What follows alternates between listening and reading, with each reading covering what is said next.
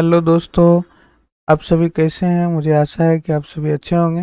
दोस्तों, BSPSL की जो वैकेंसी है वो दोस्तों इंक्रीज कर दी गई है। तो दोस्तों आप अपनी तैयारी को एकदम से पीक पे रखें ताकि एग्ज़ाम में हो सकता है एग्ज़ाम नवंबर में होने की संभावना है दोस्तों, क्योंकि एग्ज़ाम फॉर्म को फिर से रीओपन कर दिया गया है।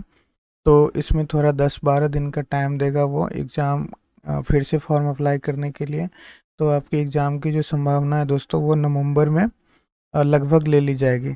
तो दोस्तों आप इस चैनल से जुड़े रहिएगा, हम कोशिश करेंगे आपके लिए कंप्लीट तैयारी कराएं इसमें। दोस्तों फिलहाल हम लोग इसमें अभी जीके जीएस और रीजनिंग के क्वेश्चनों को देख रहे हैं, लेकिन आने वाले एक आध सप्ताह के बाद दोस्तों हम इसमें मैथ, रीजनिंग और हिंदी के क्वेश्चन का भी प्रैक्टिस करेंगे। तो चलिए दोस्तों हम लोग क्वेश्चनों को शुरू करते हैं, और हमारे सामने जो पहला क्वेश्चन है वो है कि भारतीय संविधान के निम्नलिखित में से किस भाग में नागरिकता का वर्णन किया गया है। तो दोस्तों आपको पता होगा कि भारतीय संविधान के भाग 2 में नागरिकता का वर्णन किया गया है, जिसका अनुच्छेद जो है वो दोस्तों 5 से 11 तक है। तो चलिए दोस्तों हम भाग 1, भाग 3 और भाग 4 के बारे में भी देख लेते हैं। दोस्तों भाग 1 के अंतर्गत कहा गया है कि भारत एक संघ एवं उसका राज्य क्षेत्र है।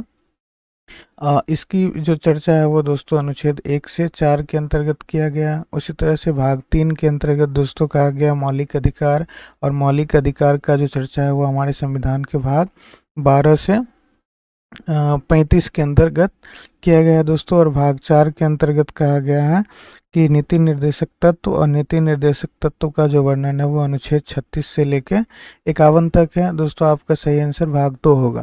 अगला क्वेश्चन है दोस्तों कि निम्नलिखित में से क्या भारत की राजकोषीय नीति का एक भाग नहीं है।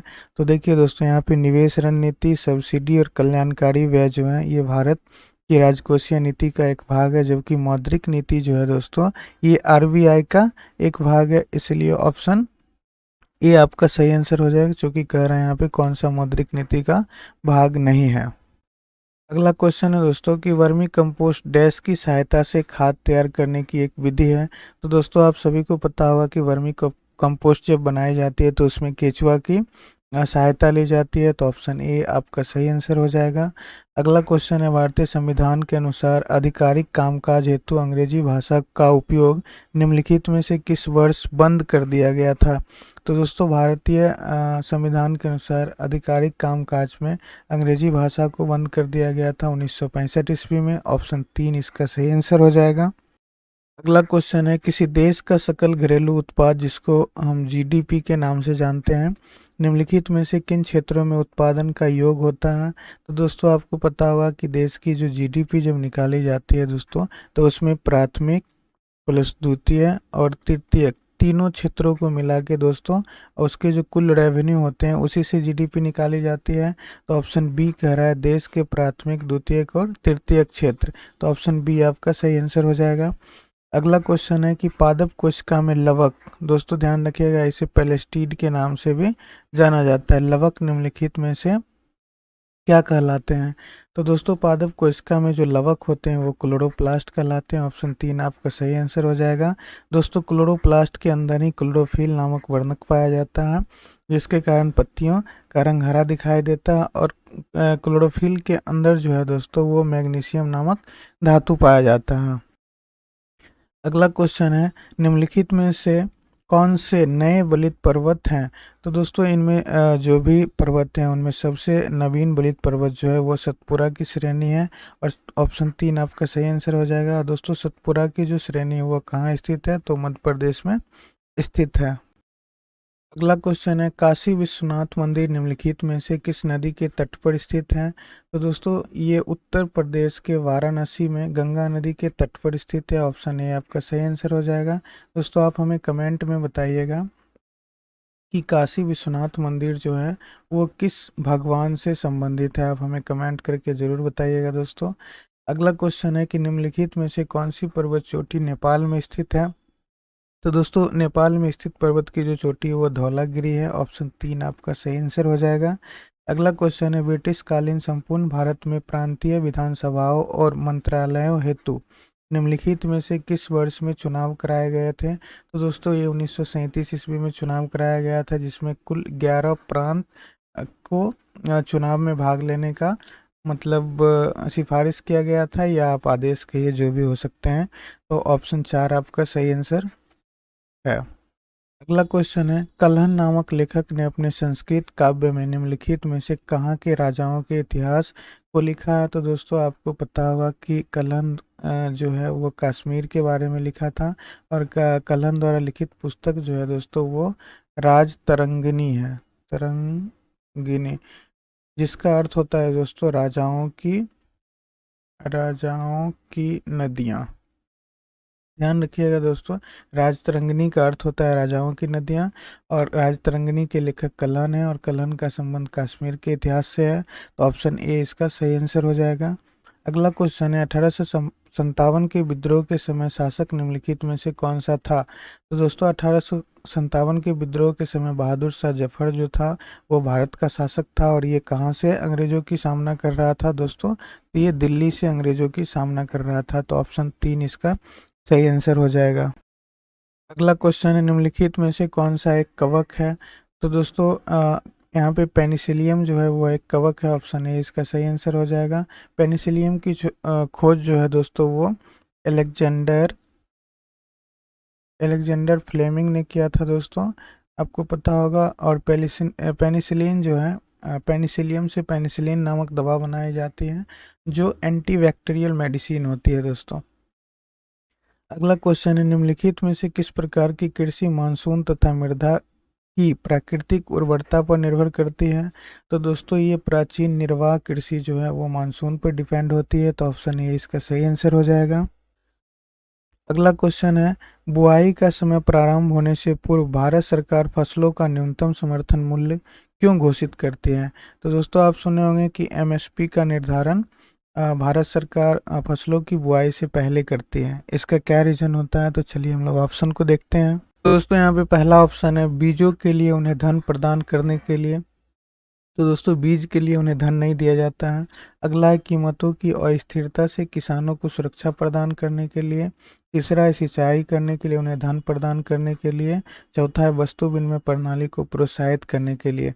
तो दोस्तों सरकार जो है वो एमएसपी का निर्धारण किस लिए करती है? तो दोस्तों एमएसपी का निर्धारण कीमत की अस्थिरता से किसान को सुरक्षा प्रदान करने के लिए करती है। तो ऑप्शन बी आपका सही आंसर हो जाएगा। अगला क्वेश्चन है, प्राचीन भारत में पत्थर के औजार बनाने के लिए निम्नलिखित में से किस तकनीक का उपयोग किया जाता था? तो दोस्तों प्राचीन भारत में पत्थर के जो औजार बनाए जाते थे उसके लिए प्रेशर फ्लैकिंग तकनीक का उपयोग किया जाता था। ऑप्शन 4 आपका सही आंसर हो जाएगा। अगला क्वेश्चन है कि मानव नेत्र के निम्नलिखित में से किस भाग पर चित्र बनता है? तो दोस्तों मानव नेत्र के रेटिना पर चित्र बनता है, ऑप्शन ए इसका सही आंसर हो जाएगा। और चित्र जो होता है दोस्तों वो होता है वास्तविक, उल्टा, और वस्तु से हमेशा क्या होता है दोस्तों? हमेशा वस्तु से छोटा होता है। तो ध्यान रखिएगा, हमारे नेत्र पर बनने वाले प्रतिबिंब वास्तविक, उल्टा और वस्तु से छोटा होता है। और हमारे नेत्र पर या आँख पर दोस्तों जो किसी वस्तु का प्रतिबिंब होता है वो कितने समय तक रहता है दोस्तों? तो 1/10 सेकेंड तक रहता है। और अगर मस्तिष्क की बात करेगा तो 1/15 सेकेंड तक किसी भी वस्तु का इमेज हमारे दिमाग पर रहता है। तो यहाँ पे पूछ रहा है कि किस भाग पर चित्र बनता है? तो ऑप्शन ए सही आंसर हो जाएगा, रेटिना। अगला क्वेश्चन है, प्राचीन भारत में मोटे अनाजों की कृषि के साक्ष्य निम्नलिखित में से किस स्थल से पाए गए हैं? तो दोस्तों ये हल्लूर से पाए गए हैं। और हल्लूर कहाँ है दोस्तों? ये कर्नाटक में स्थित है। तो ऑप्शन बी आपका सही आंसर हो जाएगा। अगला क्वेश्चन है दोस्तों कि ये हैंडफुल ऑफ नट्स नामक पुस्तक डैश के द्वारा लिखी गई है? तो दोस्तों ये भारतीय मूल की एक अंग्रेज लेखिका है, रस्किन बॉन्ड, इनके द्वारा लिखी गई है। तो ऑप्शन ए इसका सही आंसर हो जाएगा। अगला क्वेश्चन है, निम्नलिखित में से कौन सा भारत की राजकोषीय नीति का मुख्य उद्देश्य नहीं है? तो दोस्तों यहाँ पे विदेशी मुद्रा बाजार में अस्थिरता जो है ये भारतीय राजकोषीय नीति का उद्देश्य नहीं है। ऑप्शन बी इसका सही आंसर हो जाएगा। अगला क्वेश्चन है कि डैश एक दूरसंचार तकनीक है जिससे अलग अलग स्थानों पर मौजूद दो या दो से अधिक लोग परस्पर वीडियो या ऑडियो प्रसारण के माध्यम से एक साथ बातचीत कर सकते हैं। तो दोस्तों दो व्यक्ति है, मान लीजिए कि यहाँ एक व्यक्ति है और दूसरा व्यक्ति यहाँ पर है। अब ये क्या कर रहे हैं दोस्तों, एक दूसरे के से कम्युनिकेट कर रहे हैं। ये कम्युनिकेशन जो होती है वो सामने से दिख के हो रही है। तो इस प्रकार की जो कम्युनिकेशन होती है दोस्तों, उसको हम लोग वीडियो कॉन्फ्रेंसिंग के नाम से जानते हैं। तो ऑप्शन 4 इसका सही आंसर हो जाएगा। है कि माइक्रोसॉफ्ट एक्सेल 2010 में नीचे दिए गए फंक्शन किसे रिटर्न करेंगे। तो दोस्तों अगर आप एक्सेल या कंप्यूटर यूज करते होंगे तो आप कभी ना कभी एग्जैक्ट फंक्शन को ज़रूर यूज किए होंगे दोस्तों। इसमें क्या होता है कि मान लीजिए एग्जैक्ट कराना है, यहाँ पे वर्ड लिखा हुआ है, इधर भी वर्ड लिखा हुआ है। तो दोस्तों ये रिटर्न क्या देगा, तो दोनों अगर मान लीजिए इक्वल हो जाता है, ठीक है, दोनों अगर बराबर हैं तो दोस्तों यहाँ ट्रू का साइन देता है ये। अगर ये मतलब बराबर नहीं है तो ये फॉल्स करता है। लेकिन यहाँ देखिए वर्ड जो है दोस्तों, यहाँ पे W कैपिटल लेटर में लिखा गया है, जबकि यहाँ पर जो वर्ड है दोस्तों वो स्मॉल लेटर में लिखा गया। अब क्या होता है, एग्जैक्ट फंक्शन जो होता है दोस्तों वो केस सेंसिटिव होता है। केस सेंसिटिव होता है दोस्तों। और केस सेंसिटिव का मतलब होता है वो अल्फ़ाबेट के कैपिटल और स्मॉल लेटर को पकड़ता है। तो यहाँ कैपिटल है और यहाँ पर स्मॉल लेटर है। तो क्या होगा दोस्तों, यहाँ पर ये फंक्शन एग्जैक्ट मैच करेगा और ये दोनों आपस में बराबर नहीं दिखेंगे, इस वजह से ये रिटर्न क्या करेगा, फॉल्स को। तो ऑप्शन 2 आपका सही आंसर हो जाएगा। अगला क्वेश्चन है, माइक्रोसॉफ्ट वर्ड 2010 डॉक्यूमेंट में डिफ़ॉल्ट फॉन्ट केस क्या होता है। तो दोस्तों माइक्रोसॉफ्ट वर्ड 2010 के अंदर जो डिफ़ॉल्ट फॉन्ट होता है वो होता है कैलिबरी। ऑप्शन 3 सही आंसर हो जाएगा इसका। अगला क्वेश्चन है दोस्तों, डैश MS वर्ड 2010 में डॉक्यूमेंट के एप्लीकेशन नेम को प्रदर्शित करता है। तो ध्यान दीजिएगा दोस्तों, MS वर्ड 2010 या कोई भी वर्जन हो, डॉक्यूमेंट के एप्लीकेशन नेम को जो प्रदर्शित करता है वो होता है टाइटल बार, जो कि आपको कंप्यूटर स्क्रीन के सबसे ऊपर में दिखाई देता है दोस्तों। तो ऑप्शन 4 इसका सही आंसर हो जाएगा। अगला क्वेश्चन है, माइक्रोसॉफ्ट वर्ड 2010 के डैश में पहली लाइन के अतिरिक्त अन्य सभी लाइन इंडेंट होती है। तो चलिए दोस्तों इसके ऑप्शन को देखते हैं हम लोग। तो इसका सही आंसर दोस्तों हैंगिंग इंडेंट हो जाएगा। ऑप्शन बी इसका सही आंसर है। अगला क्वेश्चन है, डैश एप्लीकेशन के शीर्षतम क्षेत्र को संदर्भित करता है। इसमें MS एक्सेल 2010 में उपलब्ध मेन्यू आइटम और टूल बार शामिल होते हैं। तो दोस्तों आप जैसे कि आप कंप्यूटर देखते हैं दोस्तों, तो कंप्यूटर में क्या होता है, आप किसी प्रोग्राम को खोलते हैं तो सबसे ऊपर जो प्रोग्राम की विंडो आती है उसमें यहाँ पे क्लोज, उसके बाद दोस्तों यहाँ पे मैक्सिमाइज और यहाँ पर मिनिमाइज का ये बटन होता है। और उसके नीचे दोस्तों यहाँ से मेन्यू बार प्रदर्शित होता है, जिसमें आप देखेंगे फाइल, उसके बाद होम, इसी तरह से इंसर्ट, डिजाइन, बाकी करके ऑप्शन होते हैं। और ये जो क्षेत्र बचता है दोस्तों इसको हम लोग बोलते हैं वर्किंग एरिया। ठीक है, यहाँ पे हम काम कर सकते हैं, तो इसे वर्किंग एरिया के नाम से जाना जाता है। लेकिन दोस्तों इस जो फाइल मेन्यू होता है इसके नीचे इन सभी फाइल के अलग अलग टूल्स होते हैं। तो उसके बारे में पूछ रहा है कि टूल बार किस में शामिल होते हैं। तो दोस्तों ये जो होते हैं वो रिबन के अंतर्गत तो आते हैं। तो ऑप्शन बी इसका सही आंसर हो जाएगा। अगला क्वेश्चन है दोस्तों कि MS वर्ड 2010 के पैराग्राफ फॉर्मेटिंग में कीबोर्ड शॉर्टकट Ctrl+Q का उपयोग निम्नलिखित में से किस उद्देश्य के लिए किया जाता है। तो दोस्तों ध्यान रखिएगा, यहाँ पे आप ऑप्शन को पढ़िएगा, हम डायरेक्ट आंसर बताते हैं। तो हाईलाइट किए गए पैराग्राफ से पैराग्राफ फॉर्मेटिंग को हटाने के लिए हम लोग Ctrl+Q शॉर्टकट का उपयोग करते हैं। ऑप्शन बी इसका सही आंसर है। अगला क्वेश्चन है कि डैश एक टूल है जिसका उपयोग MS एक्सेल 2010 में डेटा की गणना, सारांश और विश्लेषण करने के लिए किया जाता है। और यह आपको आपके डेटा में तुलना, पैटर्न और रुझान देखने के लिए सुविधा देता है। तो दोस्तों ये जो होता है वो पिवट टेबल होता है। आप एक्सेल के इंसर्ट मेन्यू के अंदर जब जाएंगे दोस्तों तो टेबल के अंदर आपको मिल जाएगा पिवट टेबल। ऑप्शन ए आपका सही आंसर हो जाएगा। अगला क्वेश्चन है, निम्नलिखित में से कौन सी सबसे धीमी प्रकार की इंटरनेट सर्विस है। तो दोस्तों यहाँ पे ऑप्शन 4 इसका सही आंसर हो जाएगा। डायल अप जो होता है वो इंटरनेट की सबसे धीमी होती है और सबसे फास्ट जो होती है वो दोस्तों वो सैटेलाइट होती है। अगला क्वेश्चन है, डिलीट किए गए मेल डैश फोल्डर में पाए जाते हैं। तो दोस्तों जो भी मेल को आप डिलीट कर देते हैं वो डिलीट मेल जो होता है वो ट्रैश के अंदर पाया जाता है। ऑप्शन ए इसका सही आंसर हो जाएगा। अगला क्वेश्चन है, माइक्रोसॉफ्ट एक्सेल सीट में फार्मूला इंसर्ट करने का तरीका निम्नलिखित में से कौन सा नहीं है। ध्यान दीजिएगा दोस्तों, यहाँ पे नहीं जब आ जाता है तो ज़्यादा कंफ्यूज करता है। पहला है होम टैब, इंसर्ट फंक्शन का प्रयोग करना। होम के अंदर जाइए और इंसर्ट से आप एक्सेल के फार्मूले को इंसर्ट करिए। उसके बाद है सेल के अंदर फार्मूला टाइप करना। तीसरा है फार्मूला टैब के किसी एक ग्रुप से फार्मूला को चुनना और इनमें से कोई नहीं। तो दोस्तों ये सारे जो ऑप्शन है ये सभी के सभी सही ऑप्शन है, इसलिए आपका आंसर इनमें से कोई नहीं हो जाएगा। ऑप्शन 4 आपका सही आंसर हो जाएगा।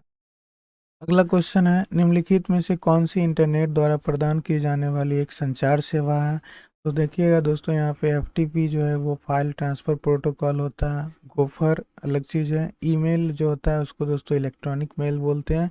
और यूटिलिटी कंप्यूटिंग जो होता है वो यूजफुल दोस्तों सॉफ्टवेयर होते हैं। तो यहाँ पे कह रहा है कि इंटरनेट द्वारा प्रदान की जाने वाली संचार सेवा, तो इसमें सर्विस के बारे में पूछ रहा है। तो ईमेल एक सर्विस होता है और दोस्तों ये इंटरनेट के माध्यम से किए जाते हैं। तो ऑप्शन 3 आपका सही आंसर हो जाएगा। अगला क्वेश्चन है, माइक्रोसॉफ्ट वर्ड में टेक्स्ट फॉर्मेट करते समय लाइन नंबर और सेक्शन ब्रेक्स इंसर्ट करने के लिए निम्नलिखित में से किस विकल्प का प्रयोग किया जाता है। तो दोस्तों लाइन नंबर और सेक्शन को ब्रेक करने के लिए दोस्तों हम पेज सेटअप ऑप्शन का उपयोग करते हैं। ऑप्शन बी इसका सही आंसर हो जाएगा। अगला क्वेश्चन है, ईमेल एड्रेस के संदर्भ में निम्नलिखित में से कौन सा कथन असत्य है। ध्यान दीजिएगा दोस्तों, फिर से असत्य की बात आता है। पहला ऑप्शन है, ईमेल एड्रेस में उपयोगकर्ता के नाम और डोमेन नेम को एक चिन्ह द्वारा एक दूसरे से अलग किया जाता है। बिल्कुल सही है दोस्तों। दूसरा, ईमेल सामान्यतः user name hashtag domain name के रूप में होता है। दोस्तों ये गलत है। तीसरा, ईमेल एड्रेस में रिक्त स्थान की अनुमति नहीं होती है। तो दोस्तों ऐसा नहीं है, हम थोड़ा स्पेस दे सकते हैं उसमें। ठीक है। अगला है, ईमेल एड्रेस केस सेंसिटिव नहीं होता है। दोस्तों ये बिल्कुल सही है। तो दोस्तों इसमें जो इसका गलत ऑप्शन है ऑप्शन 2 है और इसमें पूछ रहा है असत्य कौन है, तो ऑप्शन बी ही आपका सही आंसर हो जाएगा। अगला क्वेश्चन है, माइक्रोसॉफ्ट एक्सेल सीट में A1, A2, A3, A4 और A5 सेल वाली सेल रेंज की प्रतिनिधित्व करने के लिए निम्नलिखित में से कौन सा संकेत प्रयोग किया जाता है। तो दोस्तों आप एक्सेल के अंदर किसी भी सेल के नंबर को या उसमें दिए गए डाटा को आप एक रेंज लेना चाहते हैं, जोड़ना चाहते हैं, घटाना चाहते हैं या किसी भी तरह की कैलकुलेशन करना चाहते हैं, तो दोस्तों वो जो आपको रेंज दिखाएगा, मान लीजिए आप A1 सेल के अंदर हैं और A5 तक आप जाके A5 वाले रेंज के अंदर आप कोई एक्टिविटी कर रहे हैं, तो ये जो दोस्तों यहाँ पे कॉलोन होता है दोस्तों, इसके साइन के द्वारा ये दिखाता है। तो ऑप्शन 4 इसका सही आंसर हो जाएगा, A1:A5। अगला क्वेश्चन है, एमएस एक्सेल में उस करंट सेल को किस नाम से जाना जाता है जिसके चारों ओर सेल बाउंड्री होती है। तो दोस्तों आप एक्सेल के सीटों को जब आप देखेंगे तो इस तरह से उसकी सीटें होती हैं। ये ABCD से दर्शाया जाता है दोस्तों, और इसको 1 2 3 4 से इसको दोस्तों बोला जाता है कॉलम।